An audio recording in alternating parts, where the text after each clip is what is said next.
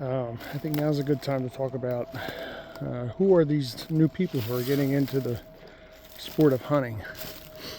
It seems there's an influx of people, and it's not a bad thing. We are a declining population, and we are a minority when it comes to voting. 90% of the population are non-hunters who actually support hunting right now the way it is. What will it take to make them not support hunting? So getting more people in our ranks is very, very, very good for us. But who are they? I've had conversations with a couple of them in the last year. One guy, and in both cases, neither one of them are raised by a family who hunts. They don't have farmland in their family anywhere. They don't have uncles or aunts that even hunt. So they're learning on their own. The one guy I talked to, he sounds like he's just bored. He has a very boring lifestyle. He works in the computer field. His office is just a little cubicle. He's looking at a computer screen all day long. Goes to the same cafeteria and eats with the same people every day, and none of them hunt. But he wants to challenge himself to be able to do that, to come out and try to get a deer. Earlier this year, he bought a fishing license and with a trout stamp, and went out by himself. He found out where they were stocking trout and said he had a good time. Went out a couple weekends and caught himself some trout. He says they were really good to eat.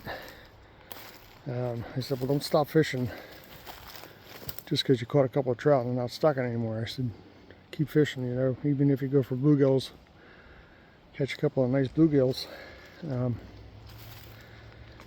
try frying them up. I said, you won't buy a trout stamp anymore. You'll just keep fishing for bluegills, trust me. So anyway, he's looking for the challenge of hunting, and I welcomed him to it. I explained to him how to get take a hunter safety course and where you'd be able to hunt, because he was very concerned there's nowhere around to hunt. I said, you know, you got a lot of state parks around in my area that are open to hunting. There's some state forest upstate that's open, and I said, and there's a lot of state game lands. And he said he was really concerned that there wouldn't be nowhere to go. I said, there's plenty of places, and I explained to him where to find them. Also told him, you know, subscribe to the Traditional Outdoorsman, and that guy's pretty knowledgeable, and he'll teach you a lot that you need to know as well. The other person I talked to was in Walmart, and her kids, sorry about that, her kids have friends that talk about hunting and plinking and shooting and whatever. And she said, we have nowhere to go, but the kids are really pushing. So I did the same thing, told her where to get the hunter safety. She actually lives near the game lands where I hunt, up in the Poconos, and she had no idea that you could even hunt there. But same thing. I mean, these new people are coming into our sport, and they need some guidance. There's no question about that. But both of them, after talking to them for a little while, I found that they are ethically responsible people. They want to look at the laws and learn how to hunt ethically. They don't want to bother anybody else who's in the woods. The lady with 2 kids, she said her husband might help with the hunting too, but they were concerned with going into the game lands and bothering somebody else who's out there. And I explained to them, if you get your hunter safety course and buy a hunt license, those game lands were paid for by $100, so you have every right to be on those game lands during hunting season. Follow the laws, be courteous when you see other people, just try not to hunt too close to them, that's all. But both of them seemed like very responsible people, even though they weren't raised in a hunting environment. They want that challenge. They're looking for an outdoor experience, and I think it's our responsibility to accept them into our ranks. And we may all know somebody just like them. It's our responsibility to make them feel welcome in the woods. If you have an opportunity to take them with you and show them how you hunt, that would be a great idea also. I wasn't able to make that kind of arrangement with the people I spoke with, but I gave them lots of information, recommended they all look at my channel, and I gave them my information to contact me if they had any questions or concerns, and I would help them in any way I can. So I may get a hunt with them, you know, in the future at some point. You never know. But I thought I'd just bring that up today.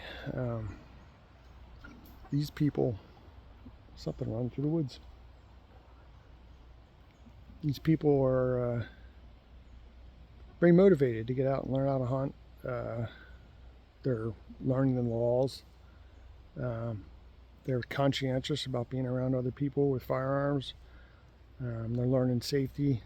They're my kind of people. I don't want to say that other hunters who have been hunting for years aren't my kind of people, but somebody who wants to just come out and have fun, enjoy the woods, and try their luck at harvesting a deer is my kind of people. There are people who have been in the woods a long, long time that are learning, and this is a generational thing that I've seen. You know, great granddaddy and everybody else hunted this way, so I'm going to hunt that way. And after you listen to their hunting stories, legally and ethically, they're a little foggy. They're not really within the letter of the law. So I kind of personally avoid those people and try not to hunt near them. These people who I'm meeting who are new, they're my kind of people. They're the kind of people I think I want to be in the woods with. I'm not afraid of them at all, making a mistake or shooting in the wrong direction. I think they're learning the right way. They're very motivated to get out here and do it the right way. So just thought I'd drop that on you. I think our sport is going to be okay. We just welcome more people into it, give them support, whatever they want. I noticed talking to them, they asked very thoughtful questions. They didn't sound dumb. They had thoughtful questions about situations they had never been in before. And I gave them honest answers, and hopefully they're going to get their hunter safety and they're going to buy a license, and I'll see them in the woods at some point. And hopefully I see you in the woods too. If you do see me in the woods, you recognize me, flag me down. Tell me how much you like the channel. Tell me what you hate about it. Tell me what you want to see differently. It's your channel too. So, you know, especially if you're a subscriber, I want to keep my subscribers happy.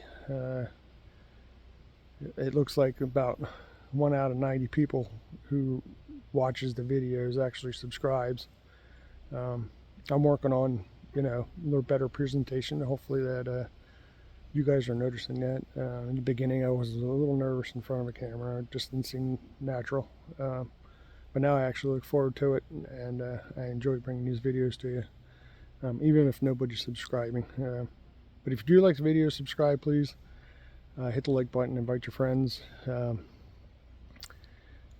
If you know people who maybe aren't hunters but want to learn how to hunt, like I said, they're my people. So invite them to check out the channel. All right?